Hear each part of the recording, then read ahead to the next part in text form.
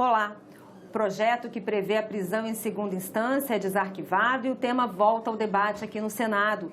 E a Comissão de Constituição e Justiça aprovou um outro projeto que proíbe o poder público de contratar pessoas condenadas em segunda instância por determinados tipos de crime. Sobre essas duas propostas, eu converso agora com o senador Fabiano Contarato, do PT do Espírito Santo, que é também o líder da legenda aqui no Senado. Senador, obrigada pela sua presença aqui no programa. Eu que agradeço, estou à disposição.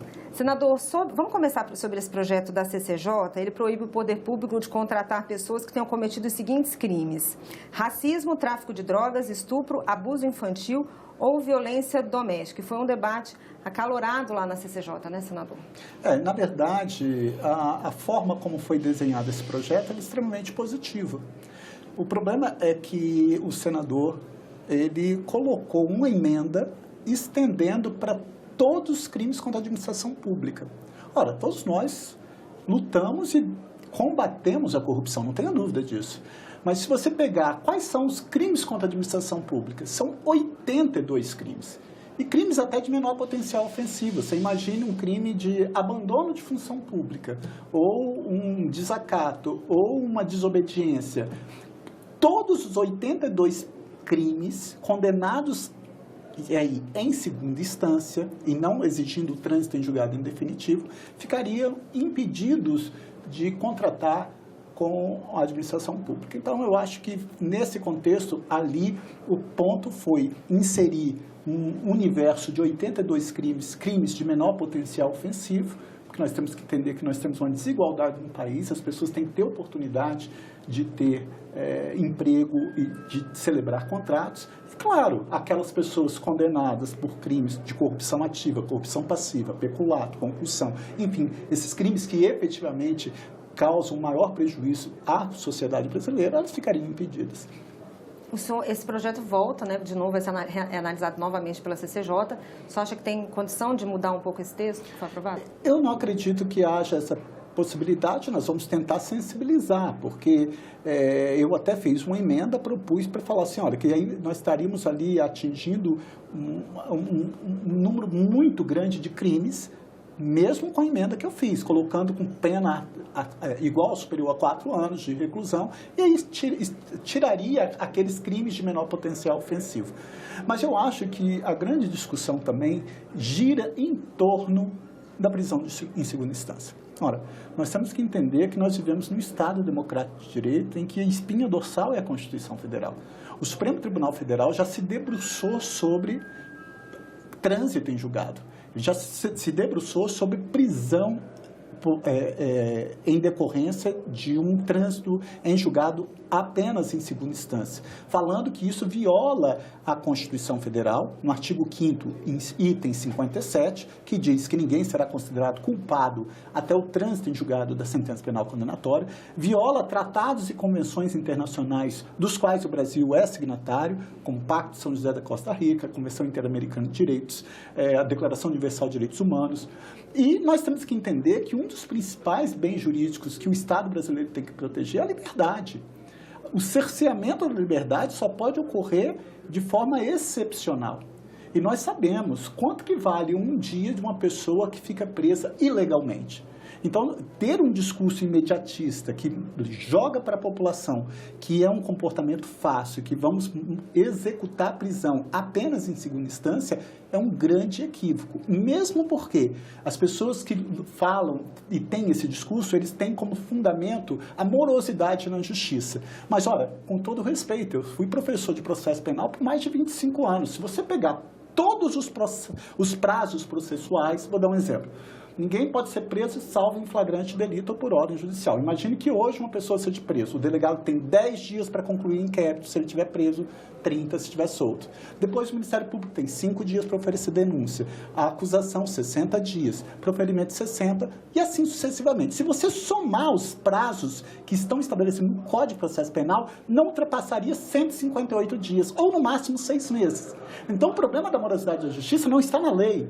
O problema é que, infelizmente, o Poder Judiciário, o próprio Ministério Público e as defensorias públicas, elas não têm condição, vamos dizer assim, instrumentos para cumprir o que está no Código de Processo Penal. Então, vender para a população que a prisão em segunda instância é a solução, é um grande equívoco, vai violar um dos principais bens jurídicos, que é a liberdade. E é exatamente esse projeto que o senador Sérgio Moro conseguiu as assinaturas e a aprovação em plenário para desarquivar. Um projeto que era do ex-senador Lazier Martins e prevê exatamente isso que o senhor falou, a prisão em segunda instância. Ele voltando aos debates, voltando à tramitação, já com esse entendimento do STF, como é que o senhor espera que seja esse debate aqui no Senado, senador? Eu espero que o parlamento tenha a responsabilidade, porque uma comissão de Constituição e Justiça, um dos pré-requisitos dela é analisar a constitucionalidade. E eu digo até mais, eu defendo que nem se os parlamentares quisessem, pode ser deliberado. Por quê?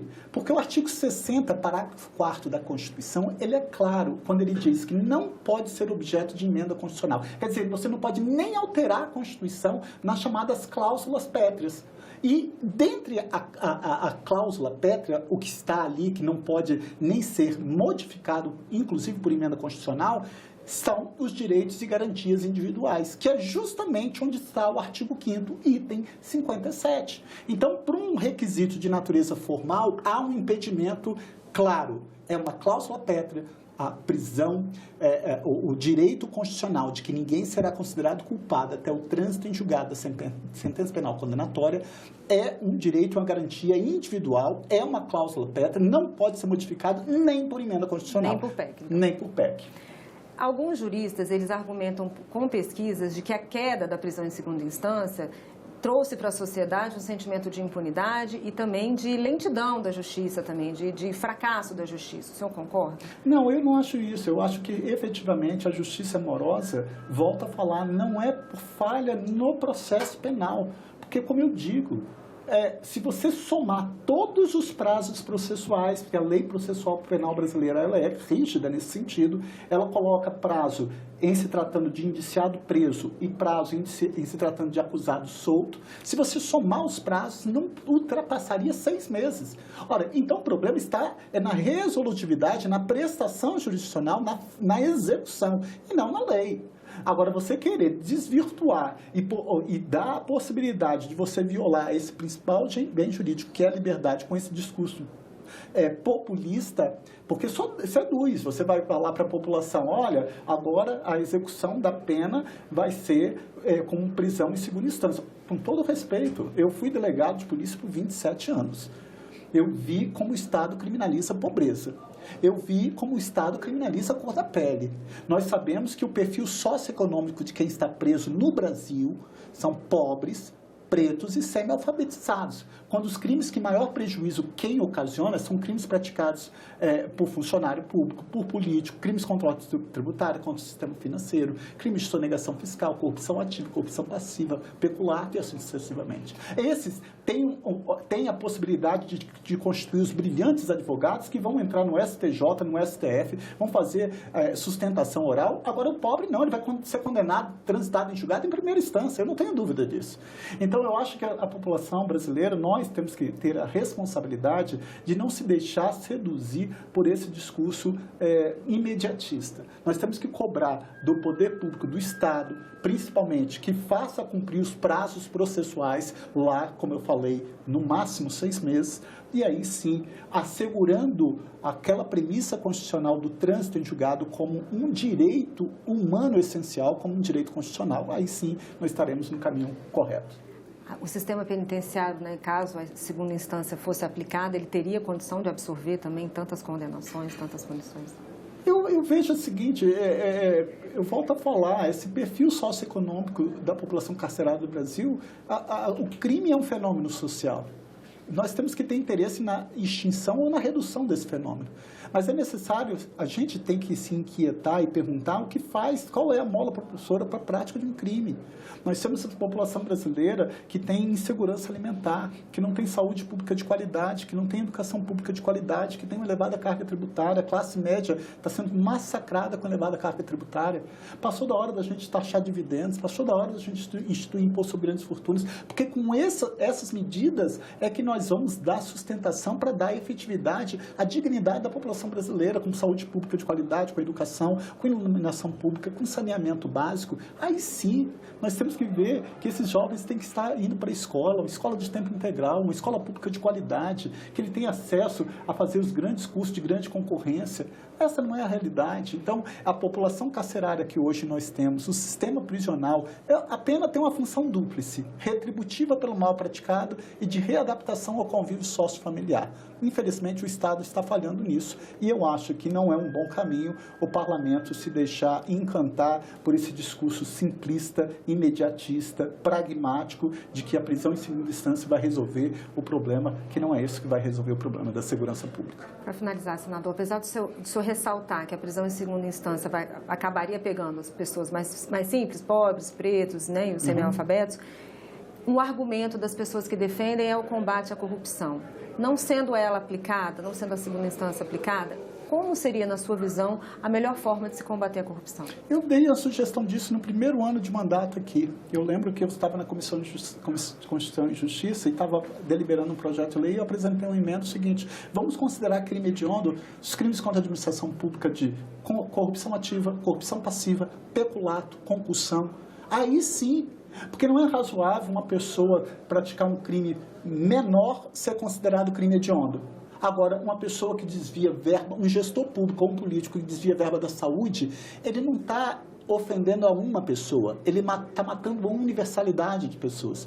Quando um político desvia verba da educação, ele está matando o sonho de milhões de jovens. Então, foge a razoabilidade a gente não entender, passou da hora do parlamento e do Senado encarar isso de frente e vamos falar, olha, vamos estabelecer que os crimes de corrupção ativa, corrupção passiva, peculato, concussão, sejam considerados crimes hediondos. Aí sim nós vamos dar um tratamento, porque até mesmo na hora de se dar uma liberdade provisória com ou sem fiança, vai ser impossível de conseguir e eles vão ficar presos. E vai sair a sentença penal condenatória de primeira instância e ele vai continuar preso. Agora, você não pode simplesmente botar todos os crimes, nós vamos apenas com prisão em segunda instância, vai solucionar o problema de segurança pública. Esse não é o melhor caminho. Senador, muito obrigada pela sua presença e pelos seus esclarecimentos. Eu que agradeço, estou à disposição. E eu agradeço a você também que nos assistiu. Esse programa já está disponível no nosso site senado.leg.br/TV e também no nosso canal no YouTube. Obrigada pela sua audiência e até o próximo argumento.